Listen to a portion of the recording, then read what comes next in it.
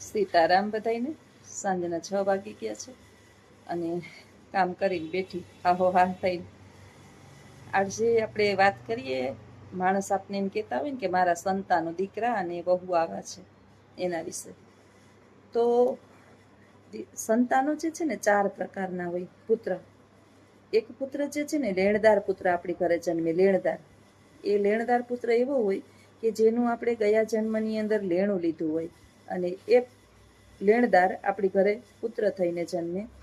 એને તમે ભણાવો, ગણાવો, નોકરીએ ચડાવો, પરણાવો, એની પાછળ ખર્ચા કરો અને જ્યારે એને પત્ની આવે અને એને લઈ અને ચાલ્યો જાય અને પછી તમારા પ્રત્યે કોઈ પણ પ્રકારનું ધ્યાન ન આપે, આ લેણદાર પુત્ર છે.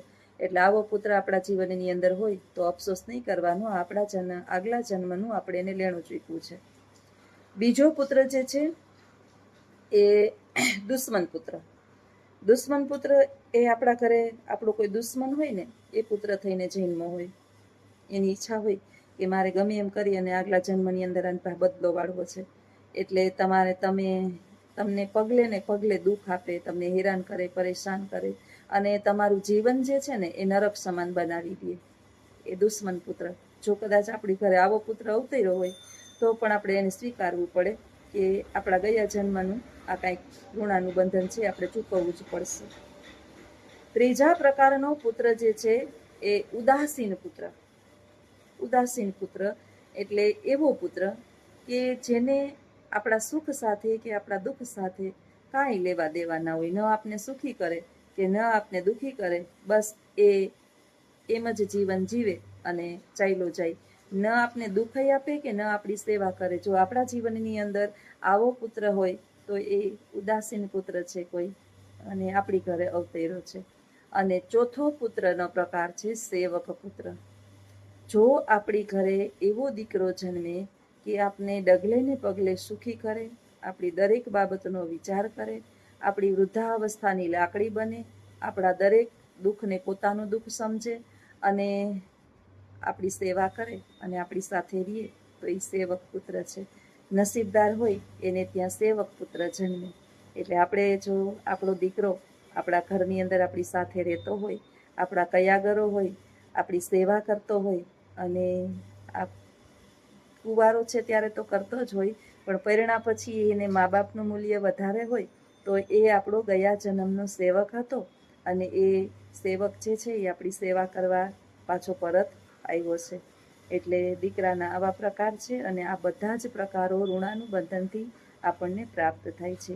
જ્યારે સંતાનોનું અને માતા પિતાનું ઋણાનું બંધન પૂર્ણ થાય છે ત્યારે એ અલગ પડી જાય છે.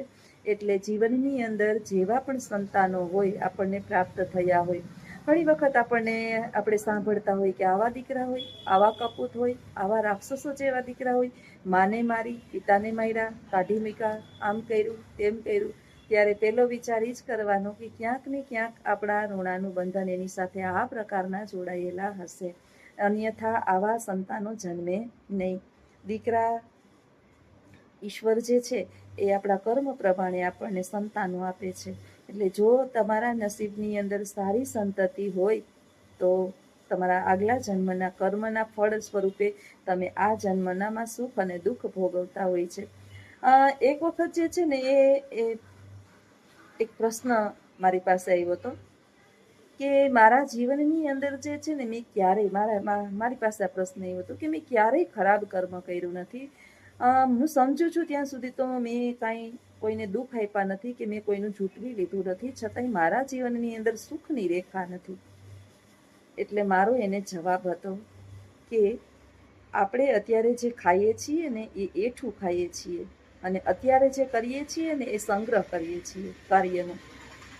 આપણું આગલું જન્મ કયો હતો એ તમને અને મને કોઈને ખબર નથી, અને એ જન્મની અંદર આપણે કયા કર્મ કર્યા એ પણ આપણને ખબર નથી. વિચારવાનું કે જન્મતાની સાથે જ બાળક જે છે એ બધી રીતે ખોટ, ખાપણ, વિકલાંગ આવી રીતનું બાળક જન્મે અને એના માતા પિતા જે છે એના એ પ્રકારના આગલા જન્મના કર્મ હશે. આ જન્મમાં તો એણે ખૂબ સારું કર્મ કર્યું છે, એને એની સેવા આખી જિંદગી કરવી પડશે. એટલે એનો આગલો જન્મ કાંઈક દોષવાળો હશે. અને મારું હવે હું તમને કહું કે બાના 6 સંતાનો છે, ઘણા બધા છે, હું એક નથી, છતાંય મને બધાને ભણાવ્યા છે, મને એકને નથી ભણાવી, બધાને ભણાવ્યા છે. બધાની પાછળ એણે એનો જીવનને પૂર્ણ કરી દીધું. મને તો થોડાક વર્ષ ભણાવી, અને મને તો એટલા માટે ભણાવી કે એનો દીકરોને છે ને કમાવાની ક્ષમતા એટલી બધી એને પોતાને ખબર હતી કે પોતે નોકરી નથી કરતો તો મારી વહુને ભણાવું ને એમ એને પોતાના પરિવારને આગળ લઈ આવવો હતો. છતાંય આજે હું સેવા કરું છું તો હું અભિમાન ન કરી શકું, કારણ કે આ મારા આગલા જન્મની અંદર ક્યાંક ને ક્યાંક એની મારી સેવા કરી હશે તો જ હું, અથવા તો મારું ક્યાંક ભેગું થતું હશે, મારું પુણ્ય ક્યાંક ભેગું થતું હશે, અન્યથા એની પાસેથી મેં બહુ સેવા લીધી હશે. બાકી તો બીજા ન સેવા કરે, બધાનું કરવી જ જોઈએ, બધાનું પૂર્ણપણે. આજે હું દીકરી છું તો દોડી દોડીને મારી મા પાસે, મારા બાપા ભાઈ પાસે દોડી દોડીને બે પગ કે ને કે એક પગ આવીને એક પગ આમ રાખું જ છું. નથી થતું છતાંય હું કરું છું, બધાય કરે છતાં બાને હું જો એકલી કરું છું. બધી રીતે ઘર સાચવવું, કમાવું, ધ્યાન આપવું, છોકરાઓને બધાને લઈને બેને લઈને આટલી પોસ્ટ ઉપર ચડાવ્યા, એમને તો નહીં કાંઈ થયું હોય. બહુ મારી આંખે જે છે ને આંખું મારી ઓળે ગઈ અને મારા કાન કોયડે ગયા ને ત્યાં આ છોકરાઓની સફળ મેં બનાવ્યા છે. અને એમાં એક ટકોય કોઈનો હાથ નથી. કોઈ એમ ન કહી દે કે મેં 5 રૂપિયાની સહાય કરી, એમ મને મદદ કરી મારા છોકરાઓને લઈને ચડાવવા, મારા ઘરને ચલાવવા, અથવા તો અહીંયા સુધી શૂન્યમાંથી સર્જન કરવાની અંદર. એટલે આ બધું આ લોકોને હું ઋણ ચૂકવવા આવી છું. અને ભગવદ્ ગીતાનું સરસ મજાનું આપણું કર્મનું પ્રાધાન્ય છે જ કે આગલા જન્મની અંદર આપણે આ લોકોના ઋણી હઈશું, અને એ બધું જ ઋણ મારે ચૂકવવાનું હશે. એટલે હું ચૂકવું છું, અને એ ઋણ ચૂકવવાનું પૂર્ણ થઈ જાય એટલે બાયના માર્ગે ચાલ્યા જશે. છોકરા એને અત્યારે લઈને ચડી ગયા છે. મારા કર્મની અંદર છોકરાનું સુખ લખેલું હશે તો ભોગવીશ. અને હું તો ભગવાનને પ્રાર્થના કરું છું કે મારા શરીરની અંદર ત્યાં સુધી જ પ્રાણ રાખજે કે જ્યાં સુધી હું હલન ચલન કરી શકું. હે ઈશ્વર, આ પૃથ્વીના મારા બધા કાર્યો પૂર્ણ થઈ ગયા છે. હવે મને એક પણ વસ્તુની અંદર મારો જીવ ક્યાંય છે જ નહીં. આ પૃથ્વીની એક પણ વસ્તુ, ધન નહીં, દોલત નહીં, માણસો નહીં, પૈસા નહીં, સમૃદ્ધિ નહીં, ઐશ્વર્ય નહીં, મારે આ કરવું છે, મારે આ કરવું છે, એકમાં પણ મારો જીવ નથી. તો મારી ઈચ્છા નથી, પણ જ્યાં સુધી આયુષ્ય છે ત્યાં સુધી જીવવાનું છે. પણ એક પ્રાર્થના તો ચોક્કસ હું કાયમ કરું કે મારા હાથ પગ હાલે અને હું મારી હાથે જમી લઉં, પાણી પી લઉં, હલન ચલન બધું મારી સાથે કરી શકું, ત્યાં સુધી જ આ જિંદગી આપજે. અને પછી મને તારી પાસે બોલાવી લેજે. આ પૃથ્વીનો એક પણ માણસના હાથનો સ્પર્શ મારા શરીરની સેવા માટે મારે જોતો નથી. પણ ધાર્યું તો ધણીનું થશે, મારું તો કંઈ ચાલશે નહીં. અને બાકી મારા કર્મ, મેં સારા કર્મ કર્યા હશે આ જન્મની અંદર તો હું સમજી ગઈ ત્યારથી તો પાછા આપણે વળી જ ગયા હોય, પણ આગલા આપણે ભોગવવા પડે. કર્મ તો કોઈને છોડતું નથી, તો જીવન આવું જ છે. અને બધાને બધાના કર્મ દ્વારા જ બધા સગા સંબંધીઓ સંતાનોની પ્રાપ્તિ થાય છે. એ સહજપણે બધાએ સ્વીકારી લેવું જોઈએ. મારો આવો વિચાર છે, અને આવા વિચારો સાથેના વિડીયો તમને ગમે જ છે. એટલા માટે જ હું તમારી પાસે વિચારોને પ્રગટ કરું છું. તો આવજો. સીતારામ. સીતારામ બધાઈને. સાંજના 6:15 વાગી ગયા છે. મશીનની અંદર કપડાં નાખ્યા છે. હવે થોડીક વાર વાર છે ત્યાં સુધી બાપા બેહી લો. આ ચોમાસામાં છે ને ધીમે ધીમે પોરબંદરમાં બહુ વરસાદ નથી, છાંટણા કરે વળી રેડો આવે એવું કરે, અને ગરમીનો એવો ઉકળાટ થાય. બાની સફાઈ કરી એકદમ શુદ્ધિકરણ. એ બોલતા નથી કાંઈ, એ કહી રાખે, આખો દી હાથ પકડીને એની બાજુમાં બેઠી રહે, એમ જ કેસ, બીજું કઈ કહેતા જ નથી. ક્યાં જાઉં બા, થાકી ગઈ હું, થાકી ગઈ કામ કરી કરીને. ત્યાં ન જવાય, વરસાદ આવે, વરસાદ આવે, બારોબાર વરસાદ, બાઈને બે વરસાદ આવે. હા,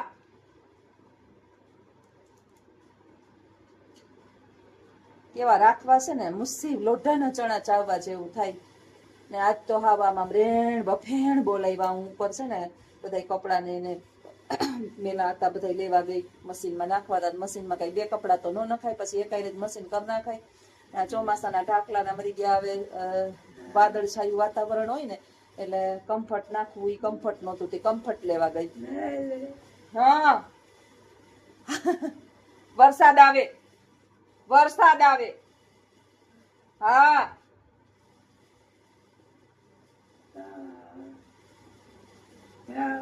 જવાય નહીં, અહીં બેહાય તો નથી જાવ રમવા, જાવું સમારે.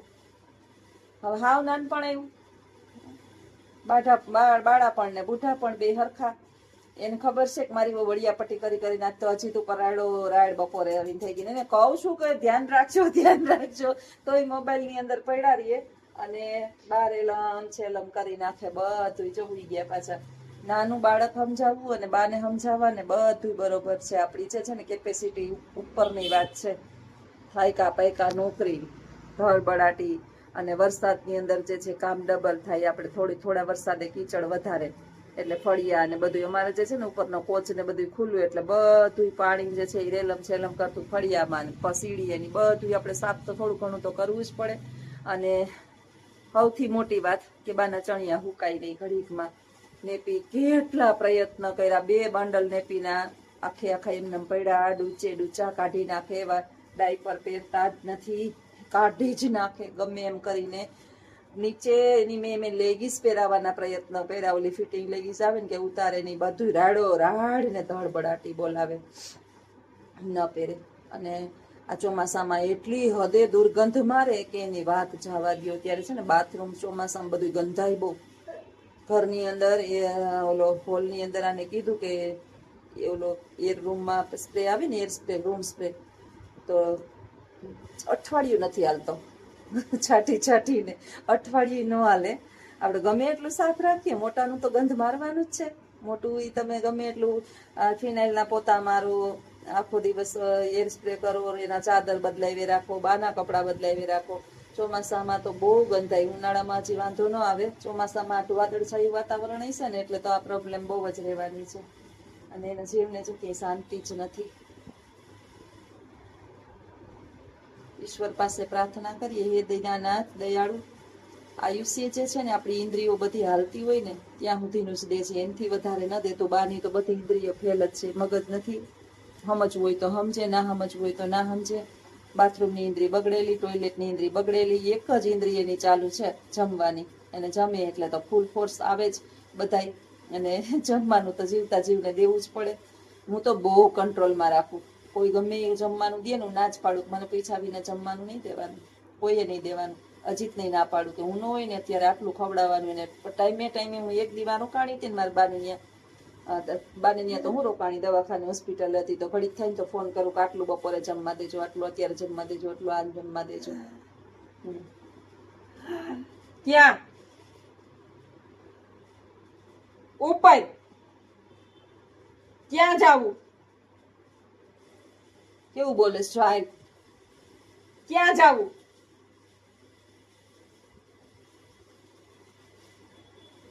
આખો દી આમ છે, બેહવા જ ન દે તમને એક ઘડી બેહવા. તો હું અત્યારે મોબાઈલ લઈને બેઠી છું, નહીતર આ ને આ ભાઈ તો કામ કરતું જવાનું, એને જવાબ દેતા જવાના, કામ કરતું જવાનું. વળી હેઠા હુઈ જાય ને તોય આપણે કે ઊભી કરે, ઊભી કરે. ગાડલા ઉપરથી ફટકરતા ઉભા થઈ જાય, નીચેથી ઊભું ન થવાય. અહીંયા લડી ગયા હોય તો જોઈને વાહે વાહે આમને આપણે ફેરે રાખવાની. હું નાનું છોકરા જેવી થઈ ગઈ. અજીતને કાલ કહેતી હતી કે આ 4 પગ્યા હાલીને થકતા ત્યાં હાલે અને હું ટ્રેનિંગ લઉં. એને નહીં, એને નથી બોલાવી, બટકું ભરી લે, ભાવ બટકું ભરીએ. કુતરીને મારે બહુ જ. ઓલી બિચારી કઈ બોલતી નથી, પણ વધારે એને મારવા જાય પછી તો ઓલી મોઢું આમ કરે.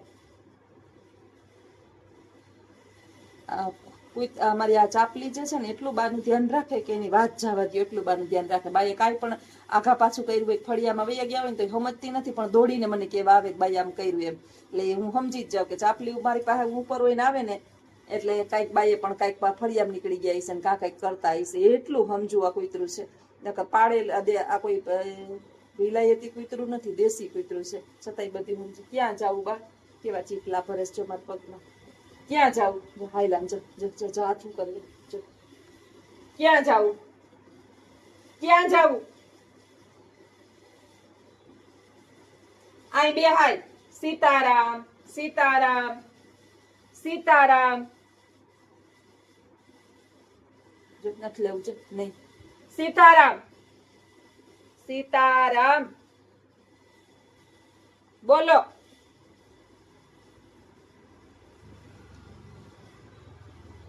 બોલવું જ નથી. ભગવાનનું નામ બોલવું જ નથી. ગમે એ થઈ જાય ને, સીતારામ બોલે તો હમણાં સીતારામ લઈ જાય, પણ સીતારામ કે મારે બોલવું જ નથી. નામ લવ તો આવે ને. અહીંયા આવી જોશના જેવી મજા ક્યાં હોય દુનિયામાં? આવા લાડ કોણ લડાવે? વાહે વાહે કોણ ફરે? અટાણે છોકરાઓને 2 ઘૂંભા મારે, વધારે તોફાન કરે તો માયું 9 વર્ષના હોય ને તો બાલ મંદિરમાં નાખી આવે. હાચવા નથી પડતા ને એટલે જ નાખી આવે. બિચારા હજી તો નિંદ્રું કરતા હોય ને, રહીમાં જેવડા હોય સહી સૌ છીનવી લીધું છે બાળકોનું. અત્યારે માયુએ બાળપણ છીનવી લીધું, અને અમારા બાળપણ પાછું ઉપર નથી જવું મારે. તાઈ તમારી સેવા કોણ કરીએ? હું ઉપર વહી જાય તો હું કરું? ઉપર જઈને હું કરું? શું કામ છે ઉપર?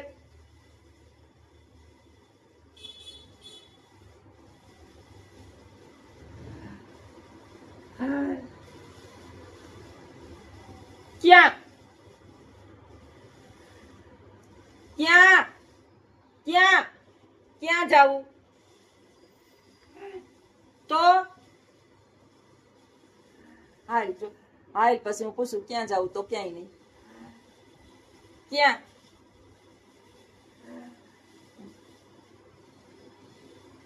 સંભળાય ને હાલ હાલ કરે છે. હાથે આમ કરે છે. એને થતું છે ને એક ઉપાડી લાખો માર દવાને. અહીં બેહો, ક્યાંય નથી જાવું. અહીં બેહાય. અહીંયા બેહાય.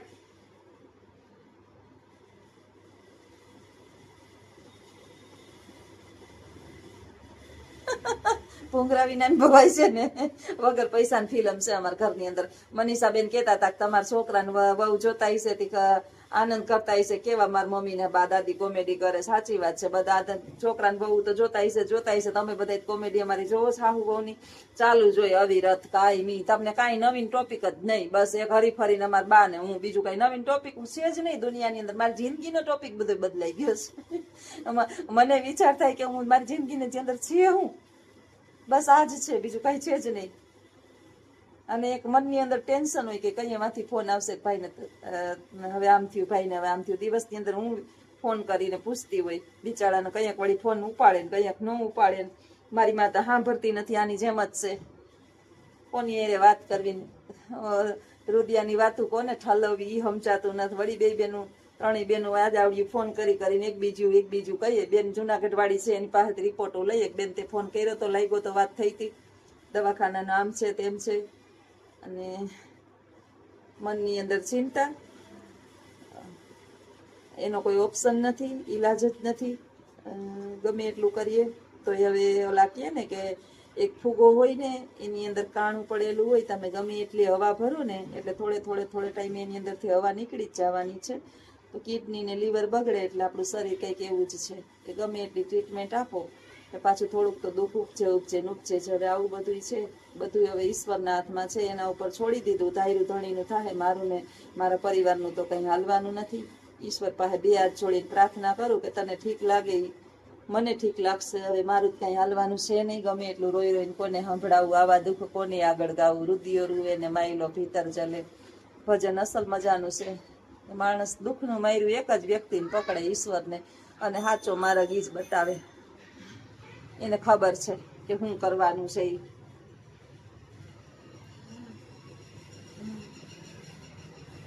આમ કરે જો આમ કરે મને. તો હાલો આવજો બધાય. સીતારામ. બાના પ્રકરણ ચાલુ જ રહે આમ નામ.